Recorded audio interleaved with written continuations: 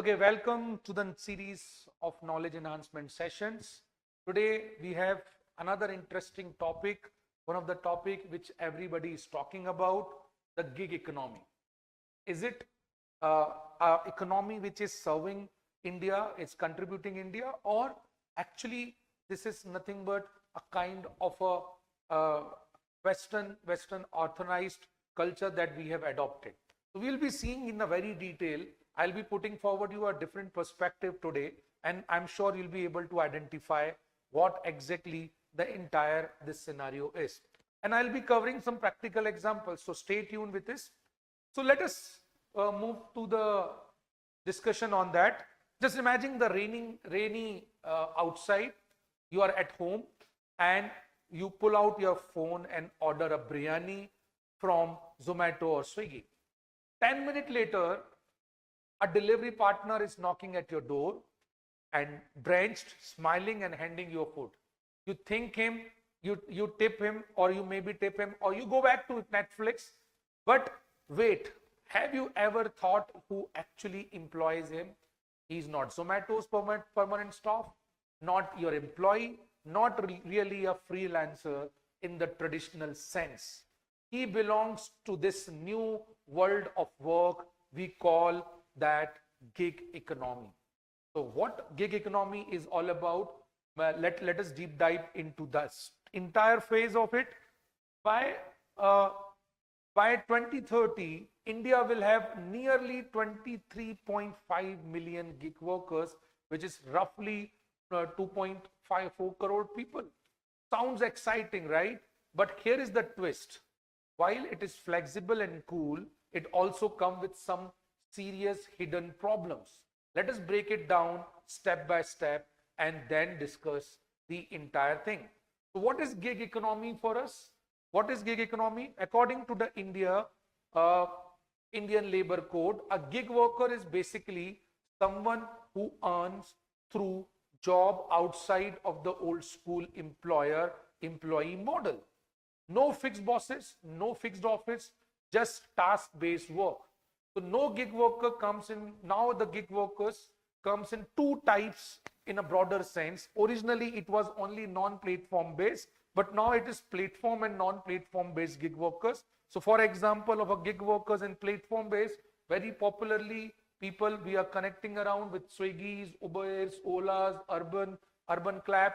But non-platform based were more traditional, the old time. It is still there, like the part-time tutor, the coaching tutors, the domestic workers, or casual day labor.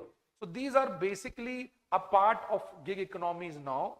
It is why it is exploding, because we have 936 million internet users, and that to be 650 million smartphones, which is everyone is connected. Startups to e-commerce, everyone is connected. So let us deep dive into some more facts about it. Let us deep dive into more facts about it. Government's digital platform, Government Digital and India and Startup India push this entire drive into the next big level. We all want instant service, 10-minute groceries, quick cabs, same-day delivery, cheap labor supply. All are actually connecting the entire context and making this happening in a real world. And I am sure Gen Zs and millennial want flexibility. They don't want 9 to 5 cubicle jobs anymore. They want their freedom in their life. So that's why this model fits perfectly for them. And now that is increasing. So let us identify some numbers and cases also. So if you can see some numbers here, this graph is wonderfully explaining it, that 7.7 million gig workers, about 2.6% of the non-agri-business workforce, and this is projected to triple down by 2030, as I already mentioned. Government is also taking certain initiative, and that also we need to talk about. Let us understood some laws and global cases where we can be more effectively identify the entire context. The recent example 23, on 23, Rajasthan government has passed the Gig Worker Act, first of its kind. Karnataka has brought its own gig worker bill in 2024. Those are certain example. Globally also we could see certain example. In UK, there was a very popular case where two Uber drivers went to court and asked that we should be treated as a normal employee. And most importantly, the Supreme Court ruled in their favor. And now they are actually being considered as for certain benefits of an employee.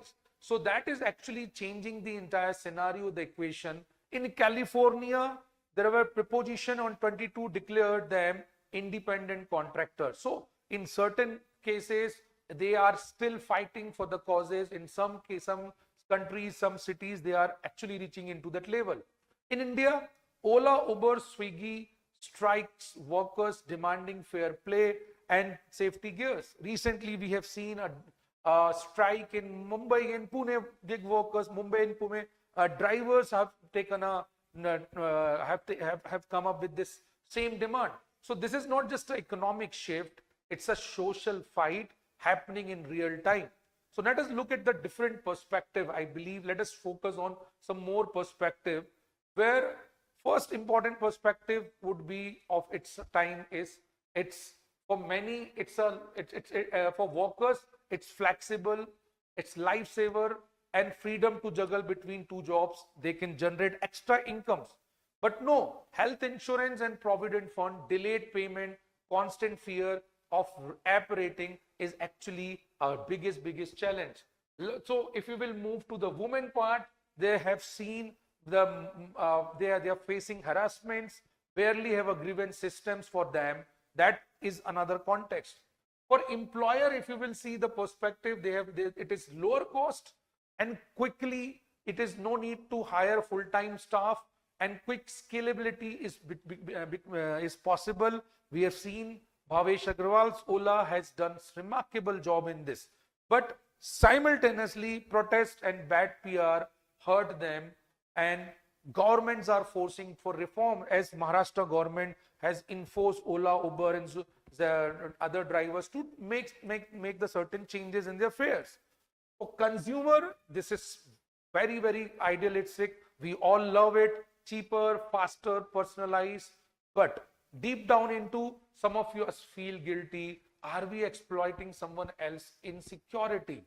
We always have one or other face the same scenario when in a rainy season and somebody is delivering food for you. So we always feel that mind, we thought in our mind. For government perspective, if you will take it, government is for boost for digital India, creating jobs, adding to the GDP, but simultaneously it brings pressure. How do we regulate without killing the flexibility? So that is another context we can talk about. And the last, society in perspective, it absorb, if not in informal workers, promote inclusion, but it also create new class, the precariat, always working, never secure. So in a broader perspective, I have considered all 6 points here. Now let us just deep dive into this full form that we have created for you people. It's a gig star. So the gig star we have considered as for G, stand for growing tech, I for informal economy support, G for government initiative, S for shift of worker preferences, T stand for tech-driven e-commerce, A affordable labors, and obviously R is rising jobs. So these are the synonymous we have created for them. Gig economy is a star shining bright but flickering without protection. I can in a safer sentence I can mention this. So there are some darker side of it. Let us move to the perspective, another perspective where the challenges, the main problems that these are facing. So gig workers lack social protection like provident funds, health insurance or pension. Although government in recent budget are planning to cover more than 1 crore people for in gig worker industry in health insurance, but still how much it has been implemented we have to see. The face of job insecurity by Niti Aayog report found that 90% of the gig workers think they does not have proper skills. That is another challenge that most important the gig workers are facing. I personally believe gig worker are whatever they are doing it, they are generating a soft skill. They are not moving towards the hard skills which may be required for future survival. So that is the biggest challenge. I believe these young led Gen Zs, millennials are actually generating some revenue, but simultaneously losing the opportunity to learn some hard skills for them and for future. So I think this is another biggest drawback of it. Then obviously the gender disparity, women workers are still not feeling safe. They are harassed by people, and then there are hardly any grievance system available. The entire platform gig workers work on the algorithm control, which actually has their own opaque system to rate them, personalize them, penalize them, or most importantly deactivate the workers. That is creating a sense of insecurity between them. Payment delays is the another unpaid dues, unpaid dues, and the payment delays are another major dissatisfaction these gig workers been facing. And finally the data privacy risk about the companies control massive workers data with little transparency. So yes, it looks flexible, but it is fragile.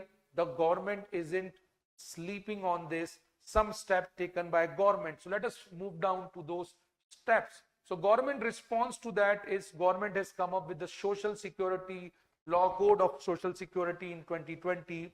Government has launched e-Shram portal for registering unorganized worker, which is very good initiative. Government has come up with the Pradhan Mantri Shram Yogi Mandhan Yojana, the pension scheme which I was talking about, for covering more than 1 crore people by providing them the insurance, health insurance specifically. Rajasthan Government's Act is another wonderful step towards making the government more friendly, and the Karnataka bill, as I already mentioned. So progress we are making it. Yes, good start, but still miles to go. So do we have to strengthen the economy? Yes, let us see the final words, the cautious word on that. What way forward that we wanted to move forward? Implement the code, labor laws with full efficiency, with the full dedication. Otherwise, this won't continue for a long.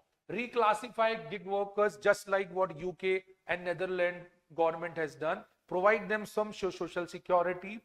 Third point, which I think is, yes, push them skill development for platform for job, upskill them, motivate them for their part-time to earn some hard skills also beyond the soft skill that they had. Apart from that, ensure that better working conditions, safety gears, real breaks, grievances systems, that government need to work on it. Fair condition is what they are looking forward. Formalize it. That is another thing we can suggest government, that formalize the gig economy to give it on a structured or a proper notice. And lastly, career pathways. Of course, invest in career pathways so gig workers can transition into higher skilled and permanent job. As I mentioned, they should not only be thinking about the soft skill. So finally, I have covered the major points here. I have concluded. I mentioned this point that they should adopt, the government should accept the reality that the most of the young generation wanted to be more flexible. So that's why they wanted. So on a broader sense, I'm sure this entire discussion would have given you a broader perspective about the gig economy and the definition, and most importantly, the way forward. So that's it from my side in this discussion. And if you feel the video is effective to you, please do like and subscribe for the channel, and comment for your any queries, any suggestion. We would love to hear. Thank you so much.